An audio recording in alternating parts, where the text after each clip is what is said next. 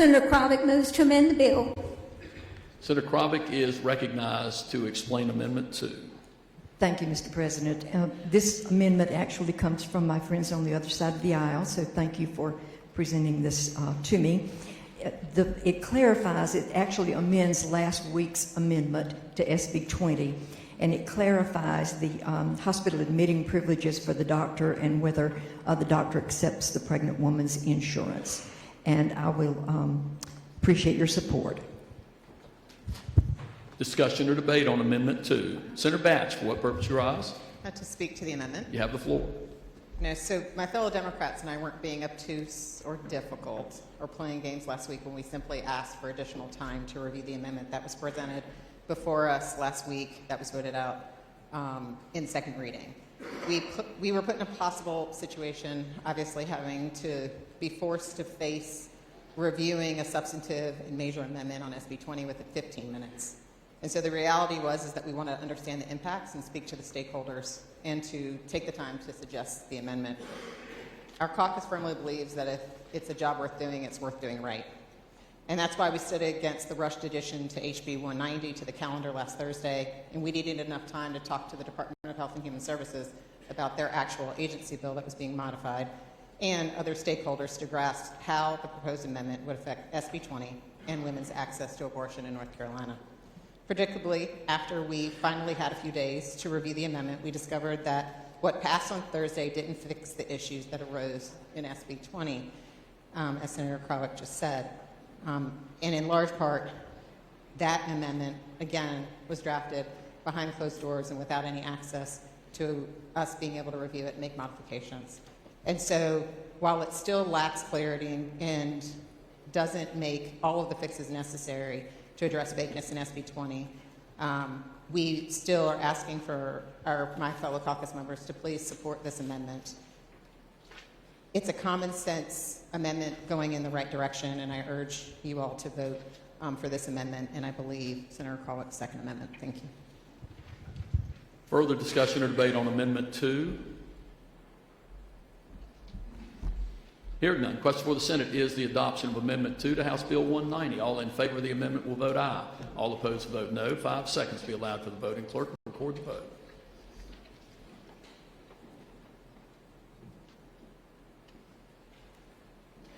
Senator Rabin, aye. 47 having voted in the affirmative, none in the negative. Amendment 2 is adopted, and the bill is back before us, and Senator Krovic is recognized to send forward an amendment. Clerk will read. Senator Krovic moves to amend the bill. Senator Krovic is recognized to explain Amendment 3. Thank you, Mr. President. Members, this is a collaboration for the first, there are 4 parts to this that I'm going to describe to you now. It's collaboration between the North Carolina Retail Merchants Association and DHHS. And they're all technical corrections, but I'll go through them briefly. The first one, amendment extends the authority of the state health director to issue a statewide standing order so that the director can act as the ordering physician for purposes of NC tracts, and it changes a date. Another technical change is to Senate Bill 206, and it corrects a cross-reference in the bill that was intended to be A1, but actually it's B instead, so it corrects that. Section of the third part is CSRS reporting clarification. It clarifies that gabapentin used in compounding small doses is not subject to reporting, and that's because veterinarians use it in small doses. And the last portion that was in collaboration, coding e-prescribing, it clarifies that the requirement for electronic prescriptions for coding products only applies to those products that require a prescription. Then the next part of the amendment is a parental leave technical corrections, again for that as well.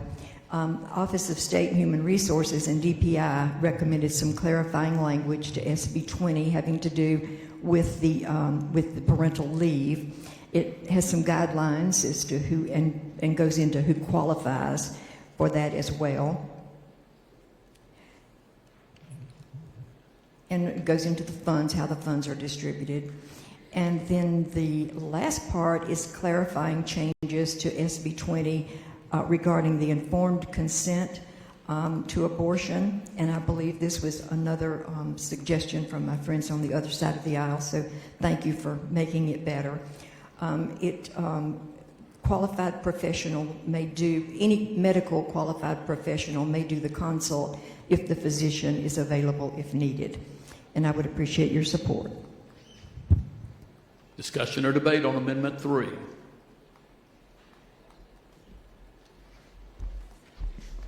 Hearing none, the question for the Senate is the adoption of Amendment 3 to House Bill 190. All in favor of the amendment will vote aye.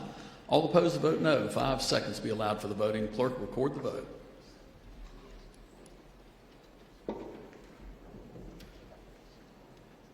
Senator Newton, aye. 47 having voted in the affirmative, none in the negative. Amendment 3 is adopted, and the bill is back before us. Discussion or debate on third reading on House Bill 190.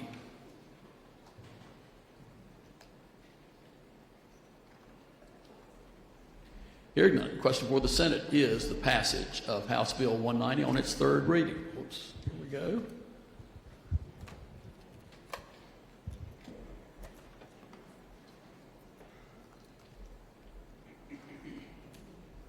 It's fascinating to see them click on and off. Senator Murdoch, for what purpose you rise? To send forth an amendment. Send forward your amendment. Do we have it up here? No. Not quite yet.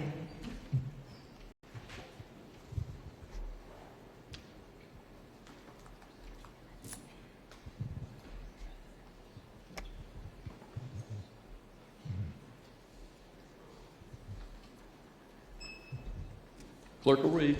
Senator Murdoch moves to amend the bill.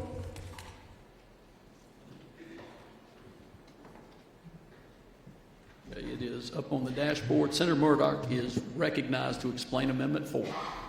Yes, so I rise to ask that this body consider fully codifying Roe and Casey. Time and time again, when we spoke on this bill, we were constantly told that it would not restrict access. So I think that we should fully codify access to abortion care and rights in this state. And this amendment will do just that.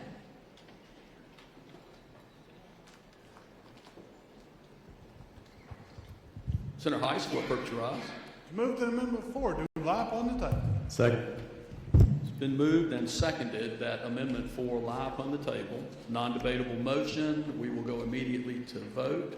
Question for the Senate is the motion to table Amendment 4. All in favor of the motion will vote aye. All opposed will vote no. 5 seconds be allowed for the voting. Clerk, record the vote.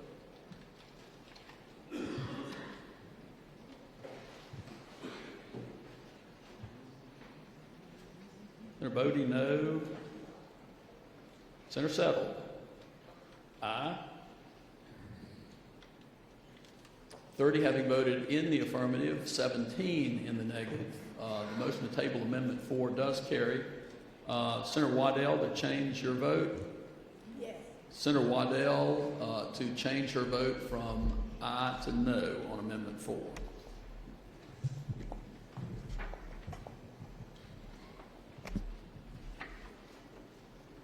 The vote is 29 in favor of the motion to table, 18 opposed. The amendment is tabled, and the bill is back before us. Senator Murdoch, for what purpose you rise? To speak on the bill. You have the floor. 1 in 4 women seek abortion care throughout their lifetimes. Abortion is health care. But with our state's abortion ban, abortion opponents have manipulated the complexities of medical and personal decisions about pregnancy loss to distract from the real goal, to punish women and their doctors, and to completely ban abortion care by making it out of reach. The North Carolina Medical Society and the North Carolina OBGYN Society oppose this legislation. The legislation is set to go into effect July 1st and will require physicians to take interventions inconsistent with evidence-based care and would criminalize them if they don't.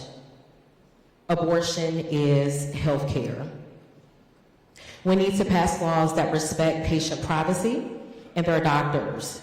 We need to protect access to reproductive health care and family planning. We need to allow women to consult with their doctor, family, and faith, and enable doctors to provide the safe and lawful medical services they were trained to provide. Again, abortion is health care. This is not political, but it is personal. 1 in 4 women will have an abortion in their lifetime. Those women are Christian, Jewish, Muslim, Democrat, Independent, Republican, and conservative. It's personal, but we have made it political. To be clear, this ban is not mainstream, it's extreme. It's a restrictive, oppressive abortion ban that harms birthing people, medical providers, and our communities. This restrictive law will force people to carry a pregnancy and give birth against their will. It will delay care for those that need it the most. It will lead to people being turned away from the life-saving care that they need, forcing people to travel long distances for time-sensitive essential care.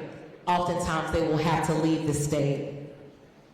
Black people, brown people in rural communities with the least healthcare access will be drastically affected. An abortion ban could increase Black maternal deaths by 33%, compared to a 21% increase overall Mr. President, point of for the order. entire population. Mr. President, point of order. Senator Hannig, for what purpose you rise? The senator is debating the bill, not addressing her amendment. May I respond, Mr. President? No, Senator Hannig, we tabled her amendment. She is now speaking to the bill. Senator Murdoch, you have the floor. Thank you, Mr. President. Even when Black women don't die from pregnancy, their pregnancies are higher risk due to stress from discrimination, implicit bias in medical care, and struggling with poverty. Infant mortality is 16% higher in Appalachia than in other areas of the U.S. This includes 29 Western North Carolina counties. Rural areas have a shortage of almost every type of provider. In North Carolina, 20 counties do not have a pediatrician. 26 counties do not have an OBGYN. And this bill discourages OBGYNs to continue to practice here. Numbers already showing us that residency applications at UNC and Duke are already down as a result of this legislation, and it won't even go into effect until July 1st. With these sobering numbers and their oppressive political policies, we are killing women and children. Abortion is health care, and abortion restrictions will have the greatest impact on women of color. Abortion bans are killing women. We're here today making amendments, some of which I just supported, because this bill was ran through in 48 hours. We need more time, or we're going to have an impact on millions of women across the state of health care. Senator Murdoch, Point of order. Senator Perry, for what purpose you rise? Mr. President, I believe my colleague has gotten confused and may be referencing a different bill than the one that has some technical corrections in it that should be debated on the floor tonight. I will, Senator Murdoch, anyone else who wants to speak on this bill, I will caution to keep your remarks germane to the bill that is being considered. Senator Murdoch, you have the floor. Thank you, Mr. President. I am wrapping up, and again, since we did move this bill through in 48 hours, and it will in fact go to effect July 1st, I think this body can take the time to hear just a few more comments about the amendments that will impact that bill, since it will go to effect July 1st, so that we can be mindful of additional changes that we may have to make. So just want to make sure the record reflects that. Thank you. But I am wrapping up. These complex and additional restrictive laws create uncertainty. Doctors and lawyers will be huddled together while women knock on death's door, questioning whether they are following the law. Will they be held liable and charged with a crime or not? Will they lose their license or not? This will be coupled with a healthcare system that is completely maxed out and overwhelmed. I've shared many times that I'm a North Carolina native. I will continue to stand up and speak out for that reason. My ancestors were, in fact, enslaved in Orange County, North Carolina, So it's my duty to remind this body yet again that Black women have been fighting tirelessly for complete control of their bodies for centuries, so we can't dare stop fighting now, even today. That includes deciding when and if they want to have a child. The end of a constitutional right to legal abortion makes the fight that much harder. Fund Black maternal health because Black mothers and babies are dying. Fund paid leave so that poor people don't lose their jobs because they are sick. Pay women what they are worth and close the pay gap. We should do these things because they are the right thing to do. We should do these things because we truly care for women, children, and families. We should do all of these things and not tuck them away in a bill that restricts access to safe legal abortion care, because after all, abortion care is health care. Further discussion or debate? Senator Bodie, for what purpose rise? To offer an amendment. Send forward your amendment. Clerk will read. Senator Bodie moves to amend the bill. Thank you, Mr. President. Hold on, let's make sure it's up on it. All right. Senator Bodie is recognized to explain Amendment 5. Thank you, Mr. President. I am and will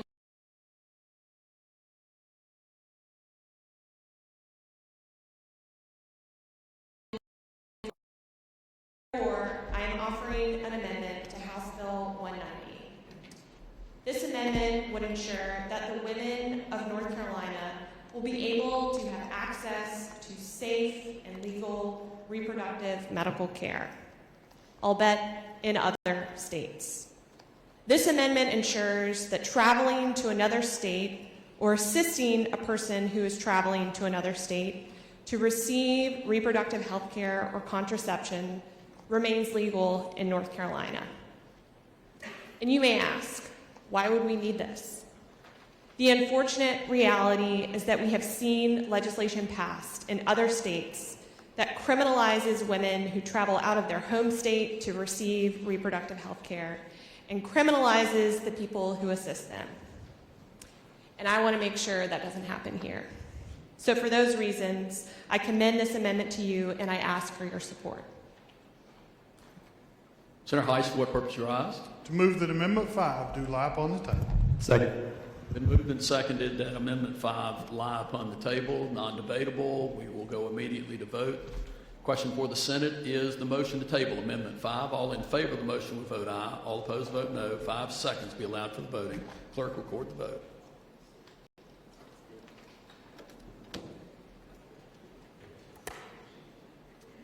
(29) having voted in the affirmative, 18 in the negative. The motion to table Amendment 5 carries, and Amendment 5 does lie upon the table, and the bill is back before us. Discussion or debate on House Bill 190. Senator Hunt, for what purpose do you rise? Thank you, Mr. President, members. I'm sorry. I rise to support the amendment. Send forward your amendment. Clerk will read. Senator Hunt moves to amend the bill. I rise today. Senator Hunt, hold on. Senator Hunt is recognized to explain Amendment 6. You have the floor. Thank you.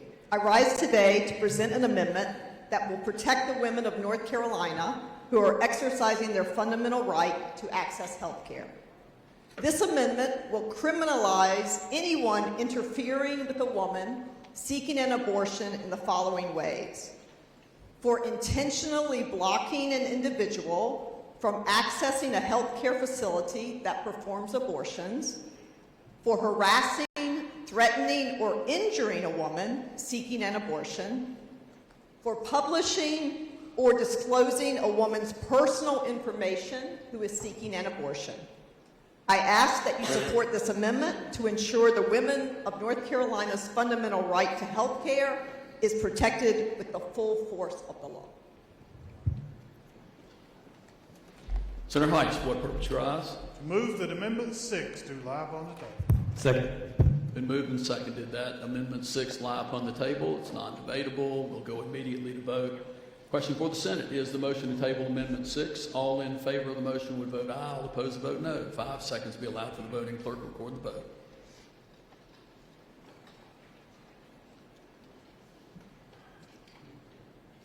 29 having voted in the affirmative, 18 in the negative, the motion to table Amendment 6 does carry. The amendment is tabled and the bill is back before us.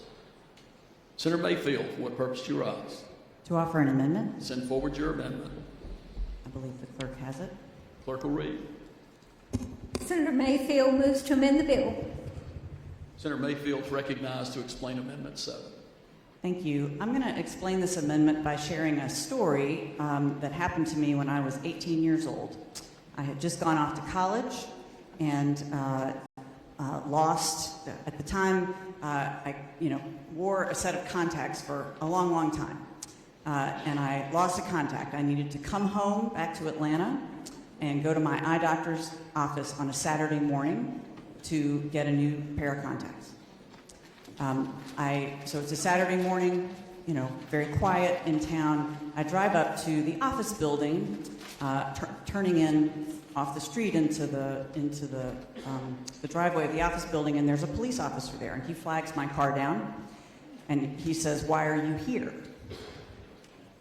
And I thought, why does it matter why I'm here? And I said, well, I'm here to go to the eye doctor. And he said, okay, go on down. So I drove down the driveway, and I noticed as I passed the entrance to the building, there was a group of people there and another officer. And everybody stared at me as I drove by to the parking lot, and I thought, wow, that's really weird. Started to get a little nervous because I was going to have to walk by all those people to get in the door. And so when I walked by all those people, it was clear they were angry. Their eyes were lasers at me, and they had signs. And I, at that point, realized that these were anti-abortion protesters. And it was very intimidating. They were not there for me. I was not to be victimized by them. But it was intimidating nevertheless, and I was grateful that I was only there to go to the eye doctor instead of to be the recipient of their ire and their anger. The amendment I offer is similar to the previous amendment, but it creates a civil case, the ability to bring a civil claim against anyone who does the things, again, that the previous amendment did, to hold someone liable for any individual who obstructs, blocks, or otherwise interferes with another individual's access to seek an abortion, anyone who injures or threatens to injure an individual who's seeking an abortion, anyone who willfully harasses someone seeking an abortion, and anyone who publishes, discloses, or otherwise misuses the personal information of an individual seeking an abortion. No woman should be subject to what I was subject to that morning, and that pales in comparison to what women are confronted with every single day as they seek legitimate, legal, necessary, and medically indicated health care. I ask you to support this amendment. Senator Heights, for what purpose you rise? To move that Amendment 7 do lie upon the table. Second. Been moved and seconded that Amendment 7 lie upon the table. It's non-debatable. We will go immediately to vote. Question for the Senate is the motion to table Amendment 7. All in favor of the motion will vote aye. All opposed will vote no. 5 seconds to be allowed for the voting. Clerk will record the vote.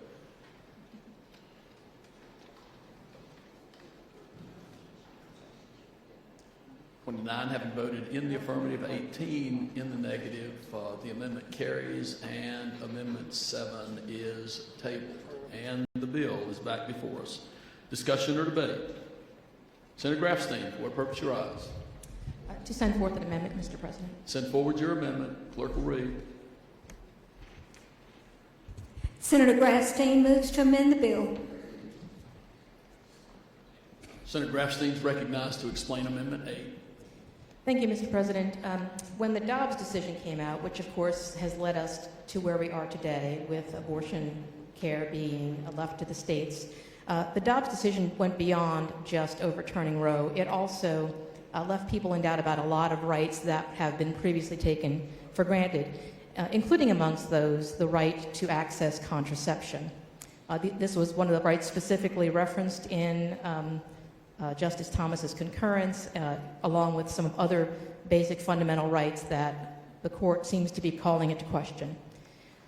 I wanted to read the amendment here because it's really only a couple of pages, but it deals with the right to contraception. And it's a very simple statement that I hope we can all agree with. The right to use contraception implicates the fundamental liberty to prevent pregnancy. It is the policy of the state of North Carolina that this state has no legitimate governmental interest in limiting the freedom to use contraception to prevent pregnancy. When we first heard SB 20, because of the context of it being a conference report, we were not able to offer amendments. Certainly, I hope this is an amendment that would have gained favor in that context because there is no legitimate reason to prevent access to contraception, particularly and especially, when we can't come to agreement on abortion itself. We can all agree that contraception should be readily available to people and their access should not be denied. Because of the Dobbs decision, we should not leave people in doubt about the future of access to basic contraception, and I can't imagine why we would want to restrict access to contraception in the future. So I'm asking that you please support this amendment so we can assure the men and women in North Carolina where we stand on this issue. Discussion or debate? Senator Heiss, for what purpose you rise? To move that Amendment 8 do lie upon the table. Second. Been moved and seconded that Amendment 8 lie upon the table. It's non-debatable. We will go immediately to vote. The question for the Senate is the motion to table Amendment 8. All in favor of the motion will vote aye. All opposed will vote no. 5 seconds be allowed for the voting. Clerk will record the vote.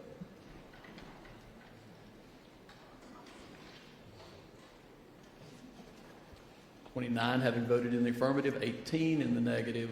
Amendment 8 is tabled, and the bill is back before us. Senator Meyer, for what purpose you rise? Thank you, Mr. President. To send forth an amendment. Send forward your amendment. Clerk will read. Senator Meyer moves to amend the bill. Senator Meyer is recognized to explain Amendment 9. Thank you, Mr. President. Ladies and gentlemen, this amendment would prohibit the tracking of emergency contraception sales.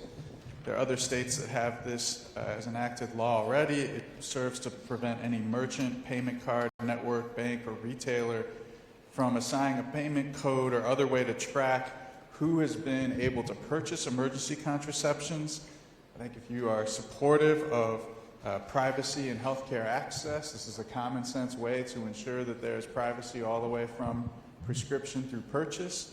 I hope that you'll support this amendment. Thank you. Discussion or debate? Senator Heiss, for what purpose you rise? To move that Amendment 9 do lie upon the table. Second. Motioned and seconded that Amendment 9 be tabled, non-debatable. We'll go immediately to vote. Question for the Senate. Is the motion to table Amendment 9? All in favor of the motion will vote aye. All opposed will vote no. 5 seconds be allowed for the voting. Clerk will record the vote.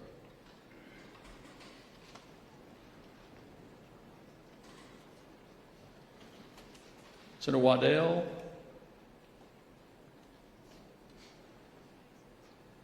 No. 29 having voted in the affirmative, 18 in the negative. The motion to table Amendment 9 does carry, and Amendment 9 is tabled. Senator Applewhite, for what purpose you rise? Mr. President, to send forth an amendment. Send forward your amendment. Clerk will read. Senator Applewhite moves to amend the bill. Thank you, Mr. President and Hold on just a colleagues. moment. Hold on. Just so members understand, I try to make sure the amendment is up on the dashboard so members have a chance to read it while we're debating it, okay? Senator Applewhite is recognized to explain Amendment 10. Thank you, Mr. President. My amendment is very simple. Most of us, when we seek medical appointments, we have friends, families, and neighbors that will take us to and from our appointments to make sure that we are safe and sound. And that's what this amendment does. It makes sure that women of North Carolina who are seeking abortions are afforded the same opportunity. Specifically, it makes sure and clarifies that individuals who provide transportation to and from abortions will not be held criminally liable. I ask you for your support for this humane opportunity. Discussion or debate? Senator Heiss, for what purpose you rise? Move that Amendment 10 do lie upon the table. Second. Been moved and seconded that Amendment 10 lie upon the table. It's non-debatable. Question for the Senate is the motion to table Amendment 10. All in favor will vote aye. All opposed vote no. 5 seconds be allowed for the voting. Clerk, record the vote.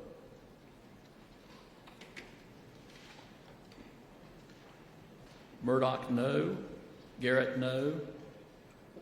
29 having voted in the affirmative, 18 in the negative. The motion to table Amendment 10 does carry, and Amendment 10 is tabled, and the bill is back before us. Senator Applewhite, your light is still on. Did you? Senator Waddell, for what purpose you rise? Thank you, Mr. President. I'd like to send forth an amendment. Send forward your amendment. Clerk will read. Senator Waddell moves to amend the bill. Senator Waddell is recognized to explain Amendment 11. Mr. President, I'd like to explain this amendment. You know, we all carry around tracking devices in our pockets and purses that report where we're going and who we're in contact with. And we create an unimaginable amount of data just by walking out of our homes in the morning with our cell phone in hand. And more often than not, that data is used to determine what ads we see on our phones. However, there are much more nefarious purposes as well. This amendment will protect the right to privacy for women seeking health care treatment. Under no circumstances should a woman seeking medical treatment have to fear that visiting her doctor will create a data trail that leads to harassment or even worse. As it is currently enacted, the Care for Women, Children, and Families Act has no safeguards against this new type of cyber stalking. This short amendment makes it clear in no uncertain terms that a person's location and other data cannot be used to target them for seeking medical treatment. This is a common sense safety measure, no matter where you stand on the larger law, and I urge your support. Discussion or debate? Senator Heiss, for what purpose you rise? Move that Amendment 11 do lie upon the table. Second. Moved and seconded that Amendment 11 lie upon the table. It's non-debatable. We'll go immediately to vote. The question for the Senate is the motion to table Amendment 11. All in favor of the motion will vote aye. All opposed will vote no. 5 seconds be allowed for the voting. Clerk, record the vote.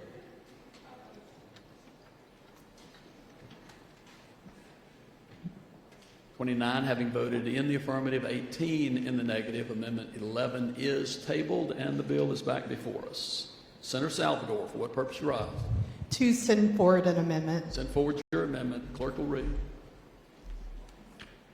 Senator Salvador moves to amend the bill. Senator Salvador is recognized to explain Amendment 12. Thank you, Mr. President. So this amendment is also in the theme of data privacy, knowing that all of our searches, every click can be tracked. And while that amount of transparency can sometimes come with positive interactions, the abuse and misuse of data privacy in this context can actually create very horrific consequences if not done with certain checks and balances. So this amendment seeks to increase data privacy protections for online search, notwithstanding to proper legal remedies, and it also includes a bit of a private right of action for that enforcement. So I encourage members to take a look at the amendment, and I commend it to all the members of this chamber. Discussion or debate?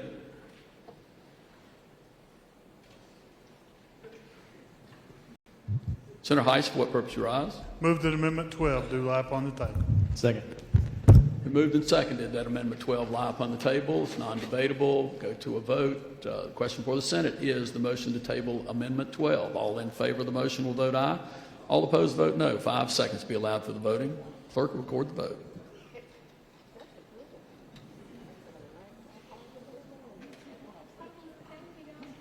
29 having voted in the affirmative, 18 in the negative, Amendment 12 is tabled and the bill is back before us.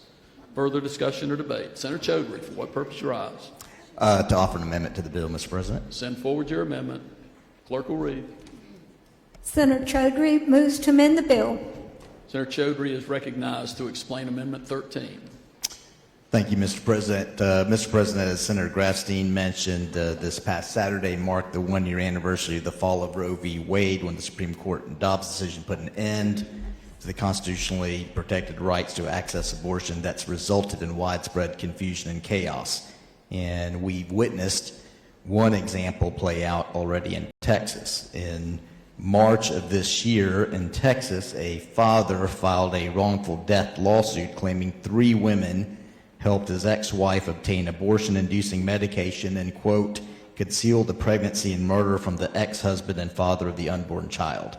This is the first lawsuit of its kind since the fall of Roe, and the father is seeking $1 million in damages from each of the women who have helped his wife. These lawsuits may appear novel and rare, but experts believe they could become more common following the Dobbs decision. These lawsuits, such as the one in Texas, are designed to discourage and intimidate those linked to a woman obtaining an abortion, even abortion-inducing medication, including the woman herself, her friends, as we've seen in Texas, healthcare clinics where the abortion takes place, or even an Uber driver who transports the woman to the healthcare clinic. In other words, we could witness lawsuits used as the instrument of intimidation to push the limit of the law. The amendment that you have before you is very simple. It does away with this. It expressly states that a father of unborn child may not bring a lawsuit against the woman who has had an abortion, an individual who helped pay for an abortion, the healthcare facility where the abortion was performed, or the individual responsible for transporting the woman to the healthcare facility. In other words, if you believe a rapist should not be able to sue his victim, you will support this amendment, and I urge you to support this very simple and common sense amendment. Discussion or debate? Senator Heiss, for what purpose you rise? Move that Amendment 13 do lie upon the table. Second. Moved and seconded that Amendment 13 lie upon the table. It's non-debatable. Question for the Senate is the motion to table Amendment 13. All in favor of the motion will vote aye. All opposed vote no. 5 seconds be allowed for the voting. Clerk will record the vote.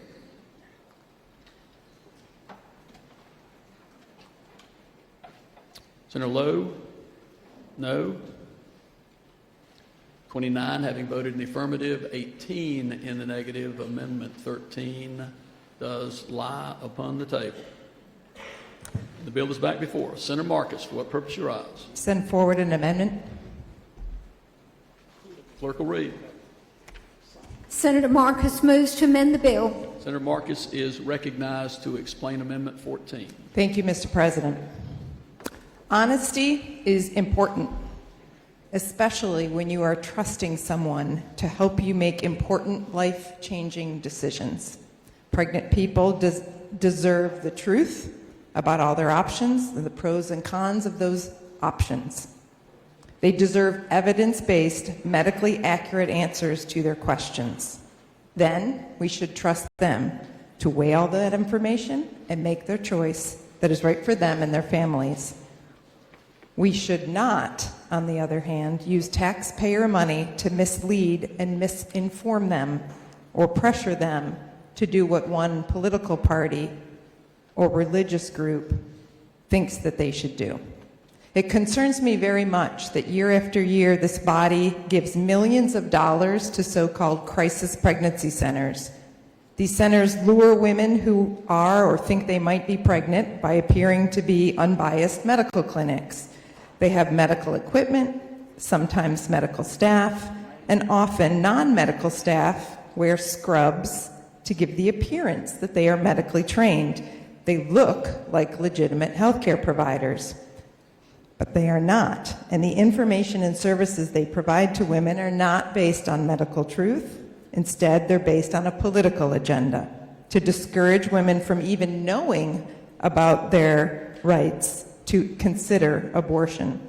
They're often blatantly religiously affiliated, and they use the state money that this body provides to preach and spread their church's mission. They won't tell a woman, even if she asks, whether abortion is legal, if it's safe, how to get information about it. Instead, they are pressured to continue the pregnancy to term as their only viable option. Even worse, these fake clinics often tell women outright lies in order to discourage them from making their choice. They perpetrate falsehoods about abortion, that it causes breast cancer or sterility, or that it's psychologically damaging. None of that is true, and the state should not allow such lies to be spread and should definitely not allow it with state funding. So we can't debate the appropriations to these crisis pregnancy centers today.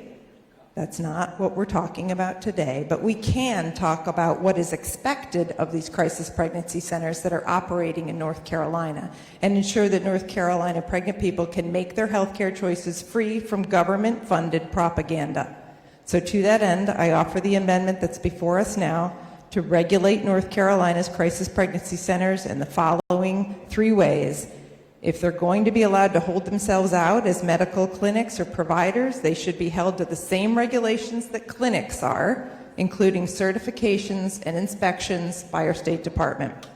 The amendment would do that. 2, crisis pregnancy centers should be required to provide medically accurate information to pregnant people, and if they don't, their state funding should be revoked. And number 3, crisis pregnancy centers should be required to inform pregnant people about all of their options, not just the options that the crisis pregnancy center thinks is best for them. The amendment would require that CPCs, in short, be honest in their statements to people who are facing a crisis pregnancy, and I ask for your support for this common sense amendment. Discussion or debate? Senator Heiss, for what purpose rise? To move that Amendment 14 do lie upon the table. Second. Been moved and seconded to table Amendment 14. It's non-debatable. We'll go immediately to vote. Question for the Senate is the motion to table Amendment 14. All in favor of the motion will vote aye. All opposed vote no. 5 seconds to be allowed for the voting. Clerk, record the vote.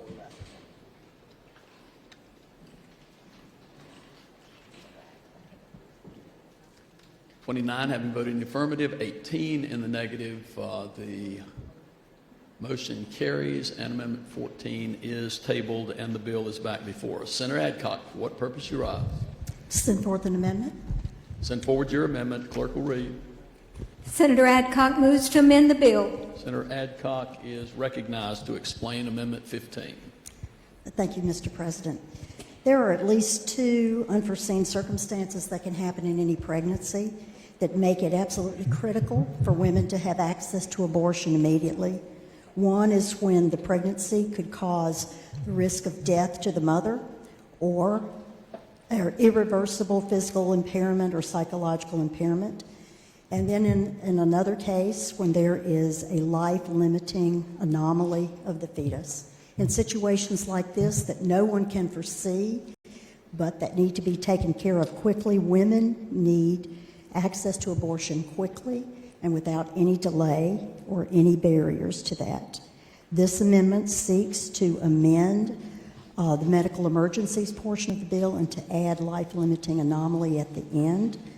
I would ask you to please vote in support of this compassionate amendment. Discussion or debate?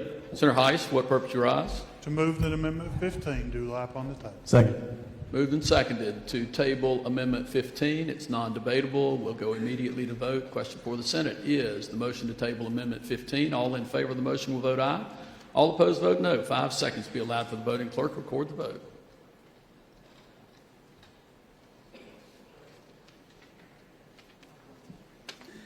(29) having voted in the affirmative, 18 in the negative. Amendment 15 is tabled, and the bill is back before us. Before we get to that, the pages are dismissed for the evening.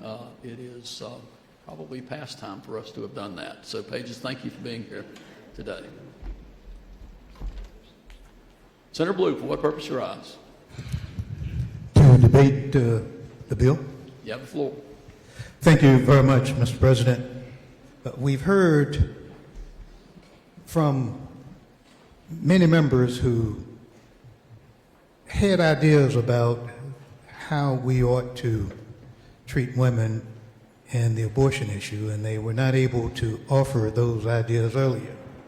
But you know, there are about 5.3 million reasons to have voted for the amendments that were offered tonight. Every single woman and girl in this state deserves to have the same freedom and choices that their mothers and grandmothers had. And there are 13 reasons that have been presented, ideas presented tonight to amend House Bill 90, deserved more consideration than they have received. They're common sense, they're logical, and when you look at them, we've spent a long time in this session, a good amount of time, focused on rolling back productive rights and ignoring the nuances of women's health care. And at the same time, we hear again and again that Senate Bill 20 and other legislation are pro-family and pro-women. What you may forget in this chamber is that we have a woman majority caucus. In fact, 13 of 20 members in our caucus are women. These 13 women put their professional, historical, and personal perspectives into these amendments that were roundly rejected tonight. Each of these amendments was thoughtful, common sense, and if you think about it, are things that we ought to be doing to protect women. And again, when these women bring us a perspective that's nuanced, especially to folk who've never been pregnant and haven't gone through some of the complications and other aspects of it. Now, there are 13 reasons that the ideas presented tonight to amend House Bill 120 deserve more consideration than they received. And you've heard from most of them tonight, all of those who are here, minus the two that have excused absences. But you know, at the same time that we hear again and again that Senate Bill 20 and other legislation are pro-family and pro-women, we ought to realize that these amendments offered tonight are pro-women and pro-family. And it is clear that the majority of the women's perspectives on this critical issue have not been taken into account as we considered this bill. And I just call that to your attention because there are valid concerns, well-made points, and things that should have been in the legislation that already passed this chamber. Thank you. Further discussion or debate? Hearing none, question for the Senate is the passage of House Bill 190 on its third reading. All in favor will vote aye, all opposed vote no. 5 seconds be allowed for the voting clerk to record the vote.